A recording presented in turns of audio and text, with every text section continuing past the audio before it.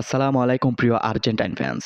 মেসির হাতে উঠছেন আরও একটি শিরোপা এবং সেই শিরোপাটা হচ্ছে ফিনালিসিমা। প্রতিবার কোপা আমেরিকা এবং ইউরো কাপ শেষে এই ফিনালিসিমাটা অনুষ্ঠিত হয়। চ্যাম্পিয়ন্সদের লড়াই দেখতে মুখিয়ে আছে পুরো ফুটবল দুনিয়া। কে হবে সেরাদের সেরা? এই টুর্নামেন্টটা অনুষ্ঠিত হয় কোপা আমেরিকার বিজয়ীদের নিয়ে এবং ইউরো কাপের বিজয়ীদের নিয়ে। এই বছর কোপা আমেরিকার বিজয়ী হচ্ছে আর্জেন্টিনা আর ইউরো কাপের বিজয়ী হচ্ছে স্পেন।